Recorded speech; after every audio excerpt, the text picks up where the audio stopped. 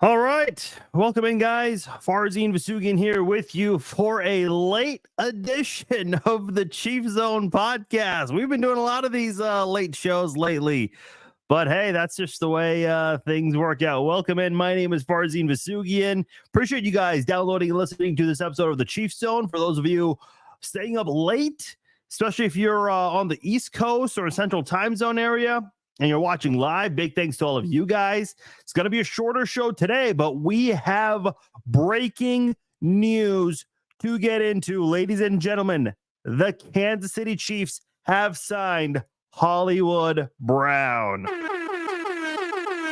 Yes, Hollywood Brown, Marquise Hollywood Brown coming to Kansas City on really a massive bargain deal. It is a one-year deal worth $7 million, can go up to $11 million. My God, how the hell did Brett Veach pull that one off? Goodness. Brett Veach is a boss. This guy is a boss. Boy, we got a lot to discuss. This podcast is brought to you by SeatGeek. You guys can go get your tickets from SeatGeek. Royals baseball is coming up. NCAA tournament coming up. NBA hockey season still going on. And if you're a new customer, you can use my promo code Farzin. Get $20 off your first purchase from SeatGeek. Go to SeatGeek.com. Enter the promo code Farzin if you're a first-time customer of SeatGeek, and you will save $20 off your first purchase. Wow. I see a lot of you guys in the chat right now. Man, we got a lot of things to discuss here. A lot to get into here. Marquise Brown coming to Kansas City. I'm excited. I'm thrilled. This is awesome. Oh, a little reminder. The Chiefs led the NFL in drops last year, and they won the Super Bowl. Doing so back-to-back years. Not the drops, the Super Bowl winning part. That they did back-to-back years. So if the Chiefs can go to the Super Bowl with all these issues taking care of the football with turnovers and drops, imagine an improved Chiefs offense. This is a massive get for the Chiefs. I mean, this is pretty huge. So the way it all works out right now, when you look at the Chiefs offense, you've got Patrick Mahomes as your quarterback. Isaiah Pacheco is your running back. And at the moment, you don't have you really don't have anything behind Isaiah Pacheco. So the Chiefs do need to work on that. But they have Travis Kelce. They have Rashee Rice, and now they have Hollywood Brown. Oh man, that just puts a big smile on my face. Rashee Rice now getting a full off season to work with the Chiefs, get acclimated, improve on some of his fumbles, his ball security there. And then you have Hollywood Brown coming to the Chiefs. And Travis Kelce's your tight end. And let me say this about Travis Kelce. I know he's getting older, and I know in the regular season wasn't his best, but he still had he still had better numbers than most tight ends out there. And that week 18 game where he got off, didn't play.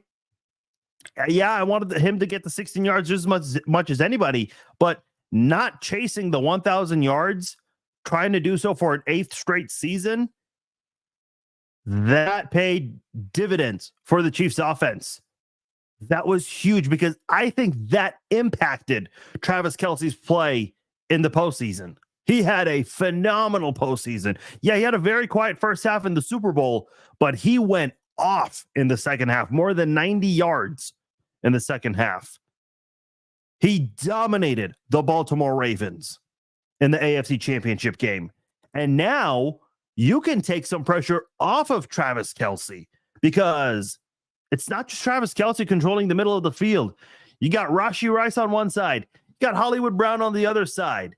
And I don't know what the Chiefs have planned for. So there are other guys on the team right now. I know a lot of people, I keep saying this, they're still holding out hope that Justin Ross could maybe still be that guy. Could Kadarius Toney rebound and play better? Because if Kadarius Toney doesn't drop the football, man, he's a dangerous receiver. But he's got to hold on to the football. But at the moment, he's not priority 1, 2, or 3. You have a couple of other guys ahead of you right now. So Kadarius Toney, at best, is going to be a depth guy for the Chiefs. The way I'm looking at this Chiefs offense right now, man, this might be on paper, which again, obviously games are not won on paper. This is the best looking Chiefs offense you have since the 2018 team. And that was Patrick Mahomes' first year starting in the NFL. You had Tyreek Hill, Sammy Watkins, Travis Kelce. You had LaShawn McCoy at running back. LaShawn McCoy was a year after. Kareem Hunt was actually the running back for a majority of the season. We all know what happened then. But man, I really love this offense. And it is March the 14th right now. So this is a Chiefs offense. Yeah, I see all of you guys in the chat right now. You guys are all just as excited as I am, man. I can't stop smiling. This right now, this Chiefs offense is looking good. And oh, by the way, let me remind you, I've already said it on this podcast. We're not even 7 minutes in, but I'm still going to bring it up. This Chiefs team won the Super Bowl last year with all the drop issues, the lack of ball security. This team still won the Super Bowl. And now you have Rashee Rice, who's got a year of experience under his belt. You can only hope that's only going to help him improve, along with also, focus on all the other stuff he might be doing this offseason. You have Hollywood Brown coming into the fold. I mean, this is a Chiefs offense right now that's looking really good already on March the 14th. Going into the 2024 season. And there's still work left to be done. There's still some things the Chiefs have got to do. And by the way, I'm seeing a lot of you guys' question right now. I saw, where was that question? Okay, I lost it. I'm sorry, but somebody was asking what happens with Sky Moore. I apologize. I don't know who that was that asked that question, but I just completely lost it here in the chat here. It's a really good question. What happens to Sky Moore? What happens to Kadarius Toney? What happens to Justin Ross? How many of those guys are going to still be around? Mecole Hardman's still a young guy. The guy can do some damage if he also takes care of the football. The problem with the Chiefs receivers last year, and again, the Chiefs receivers last year, those guys all have great skill sets. I think MVS has a great skill set. I think Mecole Hardman has a great skill set. Both guys who caught touchdowns in the Super Bowl. Obviously, Mecole Hardman had the walk-off in overtime, but overall body of work, those guys just did not take care of the football. Kadarius Toney, Sky Moore. These are guys who can seriously do damage to an opposing defense. So if you have guys who take care of the football, yeah, you can do a lot of damage. And by the way, Charlie, you were the one that asked about that. Okay, I apologize. The chat right now is just insane. I can't keep up with it. This is already one of the most viewed live streams we've had this offseason. So I'm trying to keep up with the comments. So my apologies here. It's just chaos right now. By the way, I'm seeing a lot of Ravens fans comment on this because Hollywood Brown was drafted by the Ravens. Oh, by the way, for those wondering why they call him Hollywood, he is from Hollywood, Florida, not Hollywood, California, Hollywood, Florida. For the longest, there's a wrestler by the name of Dolph Ziggler. He's from Hollywood, Florida. That was my very first time knowing that there was a Hollywood in Florida. So that's why his nickname is Hollywood, Florida, for those, or Hollywood Brown, for those who didn't know.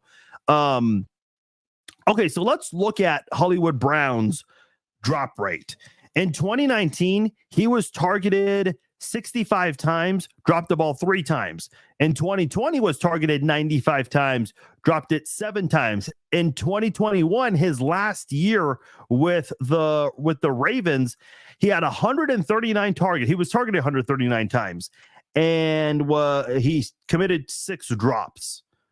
Uh, Listen, man, 139 targets and 6 drops. I can't really hate on that. I mean, is that a lot? 6? Yeah, sure. But when you're being targeted that much, come on. 2022, he joined the Arizona Cardinals. In fact, if I recall correctly, he was traded on draft day when the draft was in Vegas that year.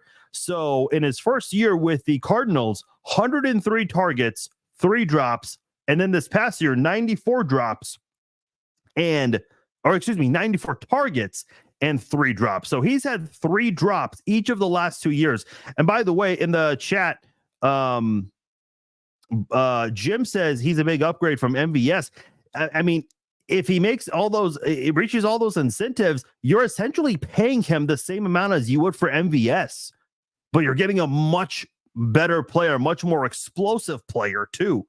So this is pretty interesting. Okay, a lot of you guys are asking about L'Jarius Sneed and Mike Williams. We will get into L'Jarius Sneed. L'Jarius Sneed actually just tweeted moments ago. I don't like that tweet. I don't like. Listen, I try not to react to tweets, but I'll get into Sneed later because we cannot have this discussion and omit the discussion of okay, what happens with L'Jarius Sneed next. We have to get into that 100%. But for those asking about Mike Williams, does he have a chance to come to Kansas City? My guess is probably not. I'm just not sure exactly if the Chiefs have the cap room for that at this point. Chiefs are still kind of in a sticky situation with the cap. It's not the best. You can still keep L'Jarius Sneed because keep in mind, and I think I don't know what the exact number is going to be. So you're going to have roughly $8 to $7 million in cap room. I'm sure the exact number will be available tomorrow morning, and I'll post that as soon as that becomes available. But that's how much cap room you'll have left. And I don't know what Mike Williams is going to be demanding. Listen, Keenan Allen, less than an hour before the Hollywood Brown signing, Keenan Allen got traded to the Bears for a 4th round pick. I mean, I guarantee you there's a team out there that would have been willing to give up a 2nd round pick for Keenan Allen. So it's always hard to say who's going to demand what their prices are, whether they're free agents or if it's happening through a trade. It's always very interesting. So I'm not exactly sure what's happening. Okay, let's get into L'Jarius Sneed because a lot of you guys are asking me. I know I kind of left you guys on a bit of a cliffhanger here. So let's get right into that. L'Jarius Sneed did tweet moments ago. So that is his tweet. That's his tweet right there. I don't know what that means. By the way, what is that emoji on the left? Those 2 emojis. I mean, the for those of you on the podcast version, it's 2 emojis. It looks like, I mean, it looks like, a person whose hands are on the table waiting for something to happen, ... upside down emoji. That's it. He tweeted that at 10:25 Central Time. I'm not exactly sure what to make of that. I'm not the biggest fan of that tweet. Not exactly thrilled about that one because I'm telling you right now, if the Chiefs do keep Sneed, you essentially got back your entire defense. Willie Gay, yeah, he went on to New Orleans, and I think Willie Gay is great at stopping the run, but I think he's replaceable. I think Leo Chenal can fill in for Willie Gay this year in 2024, get his snaps. I think you essentially got your defense back. If you can bring back L'Jarius Sneed and keep improving this offense, 2 years ago was a rebuilding year. Last year was a down year, and the Chiefs won the Super Bowl both of those years. A lot of you guys are also asking about Xavier Worthy. Yeah, my God. If you get Xavier Worthy on this team, good luck. good luck to all of the 31 other defenses in the NFL. I mean, obviously not all of them are going to play the Chiefs, but the ones that will play the Chiefs, good luck. Deb's asking, how much would he make if he played on the franchise tag? It'd be very, very close to $20 million. I think the exact number is close to $19.8 million. And by the way, that's already included in the salary cap. So the Chiefs can still, I mean, here's what the Chiefs could do. They could maybe do something similar with the Chris Jones signing, where the first deal is pretty light, where L'Jarius Sneed could make 7, 8, maybe 9, $10 million. And then you would free up more cap room for this offseason. And that would allow you to spend more money this offseason. And L'Jarius Sneed would make a hell of a lot more money next year and the year after. That's actually how Jawan Taylor's contract works right now. If you guys look at his cap number, last year, and I don't have it in front of me, but I think last year's cap hit for cap number, or rather for Jawan Taylor, was around $7 or $8 million. And then this year and next year, it's like 24 some million dollars. So the Chiefs could maybe do something similar. Now, they are going to be in a bad salary cap bind the next couple of years, but shit, man, if you can three-peat, I'm okay with and I said this on the podcast earlier this week, I'm okay with a salary cap struggle for a couple of years. Tom Brady went 10 years in between Super Bowl wins at one point in his career. Not for the same reasons. The Chiefs, they might have a bit of a Super Bowl drought, if you will, maybe even an AFC championship drought, because they're not able to spend as much. And I'm okay with them doing with that happening for a couple of years.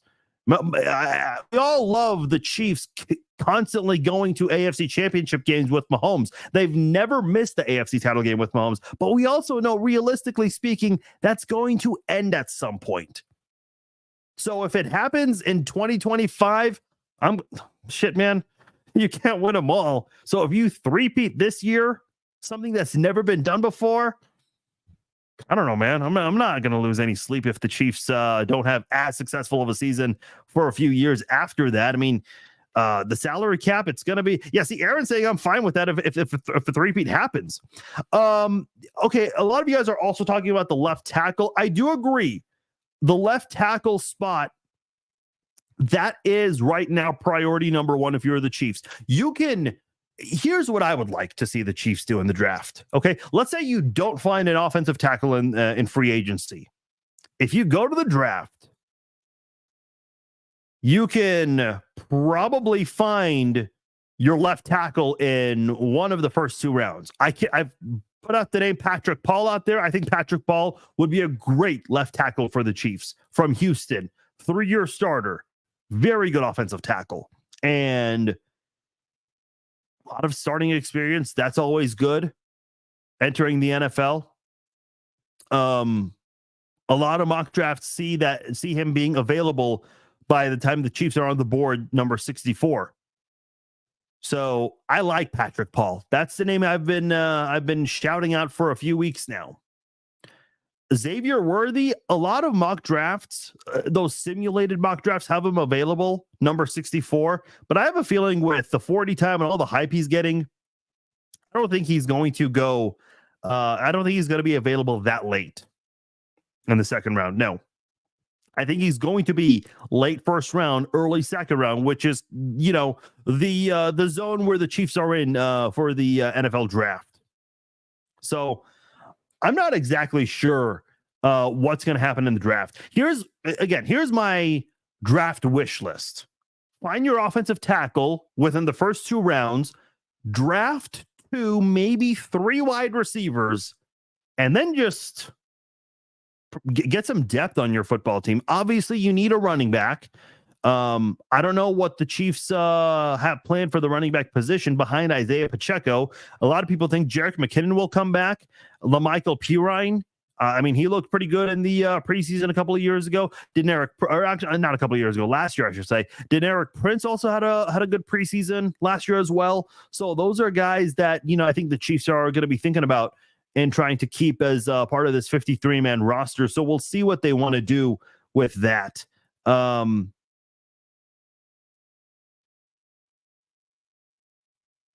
Yeah, I don't want them drafting a running back early. That would be, I don't know. I just think, I mean, you have Isaiah Pacheco. I do think you need a viable number two because as much as I like Isaiah Pacheco, the guy just loves to collide with defensive players, which is not really good. Kind of scares you with the injuries and all of that. And he's had a couple of those in his short time in the NFL. So you got to go find a viable number two, whether it's Jerick McKinnon, whether it's somebody from the draft. And by the way, the Chiefs did use their running backs a lot last year. Maybe they didn't use McKinnon as much as we would all have liked to have seen. But remember that Chicago Bears game, famously known as the Taylor Swift debut for the Kansas City Chiefs? In that Chicago Bears game, Chiefs-Bears game, all three running backs, Edwards-Helaire, Pacheco, and McKinnon, all scored touchdowns in that game. So the Chiefs are not afraid to use all of their running backs at the same time. I mean, they'll definitely utilize whoever they have. I know we talk so much about the passing game and all that stuff Andy Reid does, but Andy Reid's got a good knack for running backs.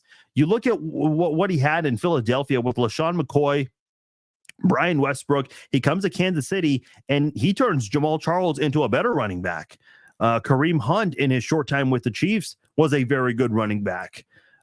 You saw Spencer Ware filling in for Jamaal Charles played well, I thought, and thought he was one of the better pass catching running backs in the NFL in 2015 and 2016, and I think in a little bit of 2017 as well. And then 2017 was Kareem Hunt. I take that back. And then Isaiah Pacheco, who's obviously done well for a couple of years. So I'm not exactly sure what's going to happen with the running back position behind Pacheco. But in terms of your starters, I think you have a very good idea who 10 of your 11 starters are going to be on offense next year. The one wide open spot is your left tackle spot. And I saw someone mention Wanya Morris, who played a little bit, had some good moments, had some bad moments as well. I mentioned this on Wednesday's podcast.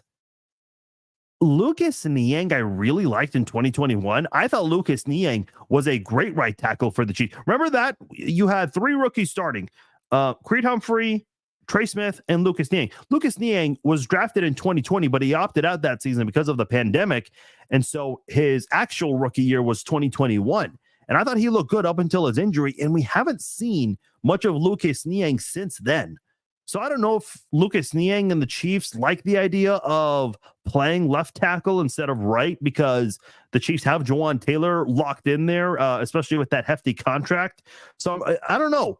I don't know what the Chiefs are going to do at left tackle. They've got a couple of guys on the roster right now that they can experiment with.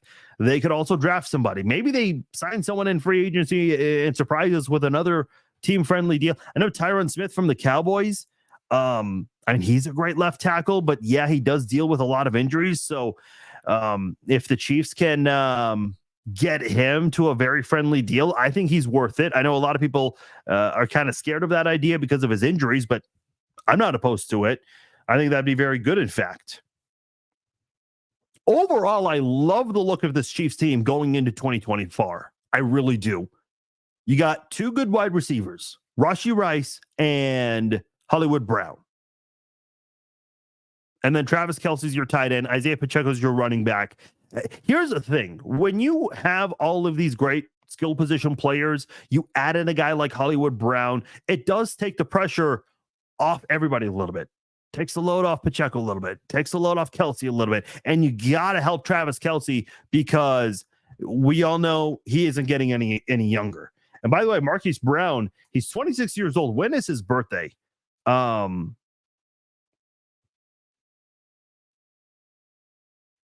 Okay, so he turns 27 in the first week of June the 4th.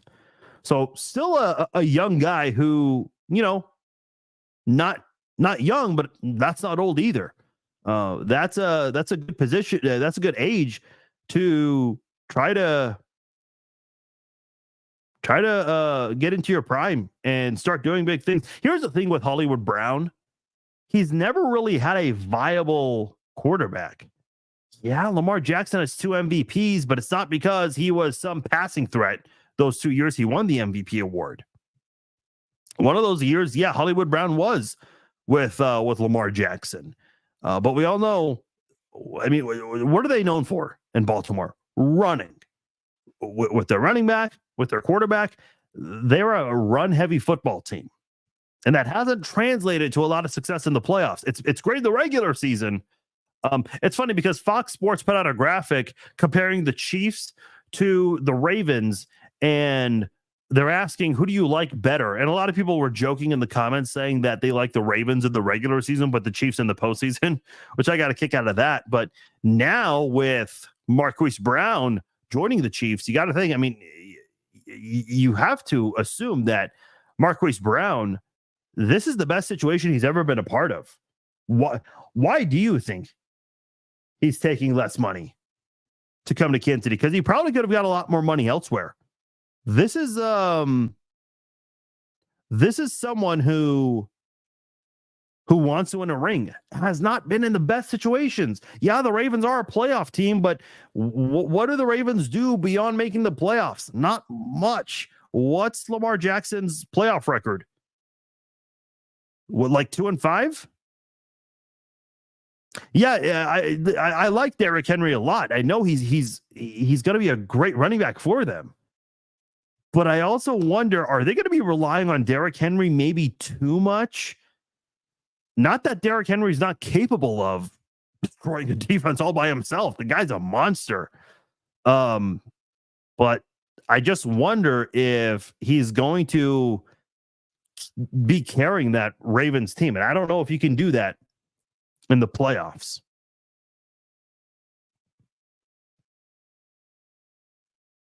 By the way, I love Eric Stonestreet's tweet. You guys all know Eric Stonestreet, K-State grad, big Chiefs fan. Obviously was part of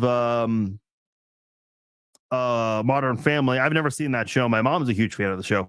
I love how he words this question, or this tweet rather. Honest question: when will all the wannabe dipshit GMs shut up about Veach and his staff's process? I don't know why. Like, I see so many Chiefs fans do this. Why do people question Brett Veach year after year? Because here's what happens when the legal tampering period, when that opens up, so many people sign left and right, and everyone's like, man, why isn't Brett Veach doing it? Slow down. The Super Bowl is not won on March the 12th, 13th, 14th. It's not. You can figure out who's got a good chance of going to the Super Bowl with some of these signings for sure. But right now, the Chiefs are, they've got to be front runners. I'm very interested in seeing who the betting favorites are going to be tomorrow morning. If it's not updated by now, the Chiefs have to be the favorites, the betting favorites to go back to the Super Bowl. By the way, for those coming in late, I looked at Hollywood Brown's drops. He's had 3 drops each of the last 2 years. It's not bad. He was targeted 103 times in 2022 and 94 times last year. So 6 drops each of the last 2 years, very close to 200 targets. 6 drops out of 200 targets during his time in Arizona. That's not bad at all. I'll take that. Is he going to drop the ball this year? Yes. I know people don't like to hear that, but guess what? Drops happen on all 32 teams, man. They all do. I've said for a while, the Bengals, and I don't know what their wide receiver room is going to look like in 2024 with Tyler Boyd being available and T. Higgins sounds like he wants out. I've been saying he's going to stay, but I'm not really confident with that prediction anymore. T. Higgins has dropped the ball a lot. He makes up for it with his production. Tyler Boyd dropped what should have been a game-winning touchdown pass against the Houston Texans. In fact, I think against the Chiefs, the first time Burrow and Mahomes went head-to-head, Tyler Boyd dropped a wide-open touchdown against Kansas City. So drops, and I've always said that's the deepest team in the NFL when it comes to a wide receiver core, them and San Francisco. I do think now the Chiefs kind of can make a run for that title. Not that that's an actual title, but you get what I mean. I'm telling you right now, if the Chiefs choose Xavier Worthy in the first round over an offensive tackle, I wouldn't be angry about it and be a little concerned for Patrick's blind side. But man, you're just giving Patrick Mahomes another weapon. You're giving Patrick Mahomes another receiver to work with. And I think then you have to consider the Chiefs one of the best teams in the NFL when it comes to their wide receiver room. You know what I like about Brett Veach, by the way, going back to that comment that Eric Stonestreet made. What happened after Super Bowl 55? Brett Veach recognized what happened in Super Bowl 55, and he immediately revamped that entire offensive line. Got Orlando Brown, didn't pan out the way we all wished it would. Went out there and drafted Creed Humphrey in the second round, Trey Smith in the sixth round. Little did we know we were getting first round quality players with those two guys. Signed Joe Thuney from the Patriots. He revamped that entire offensive line in one off season, and Patrick Mahomes had better protection to work with. It was kind of a slow start that year. That was a 3-4 start where Mahomes was leading the NFL in interceptions the first 7 games, but they picked it up. And Creed Humphrey, Trey Smith, that's the best center and right guard in the NFL probably. Joe Thuney, considered one of the best left guards, maybe the best interior offensive line in the NFL right now. So right now, when you look at the left tackle spot, that is wide open. That does become priority number 1. Could they get Mike Williams for a cheap deal? Maybe. By the way, let me see if Over the Cap has updated the Chiefs cap situation yet. They have not. It is still at $15.3 million. I assume that will change tomorrow morning, but it should be somewhere between $7 to $8 million in terms of cap space, for those of you who keep asking that. So, folks, I'm excited. Now, I'll go back to L'Jarius Sneed for those, again, who are coming in late.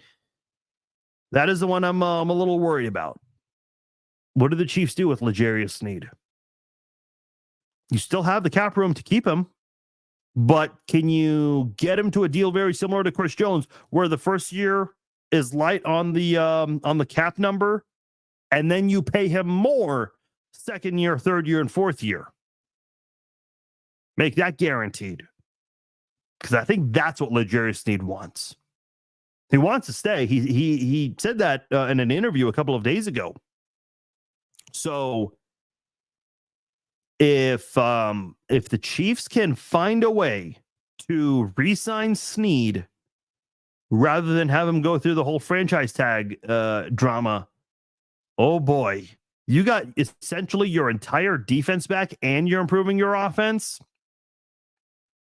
That is bad news for the 31 other teams. Get those 3P predictions in. Get your bets in on DraftKings or wherever it is you place your bets, because that number with the plus sign next to it, that number is gonna go down, meaning the Chiefs are improving their odds of winning the Super Bowl 100%. I'm excited.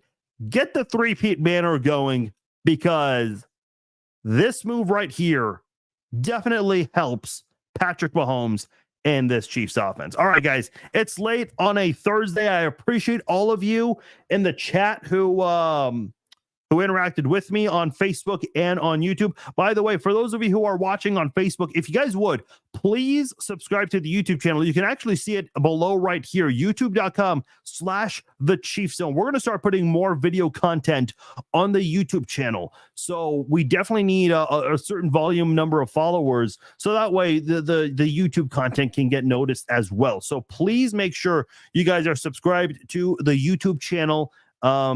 And we'll still be doing content on Facebook. That's not going away. But if you guys can make sure you're following both, that would be greatly appreciated. All right, guys, I'm Farzin Vousoughian. A nice bonus episode of the Chiefs Zone podcast. It's been a great week for the Kansas City Chiefs, and there's still more they need to do. And I trust that Brett Veach is going to continue to make it all happen. All right, guys, appreciate you guys watching live. And for those who downloaded and listened to this episode on Apple or Spotify, I appreciate you guys as well. I'm out. Talk to you all tomorrow for the Red Friday live chat. Take care.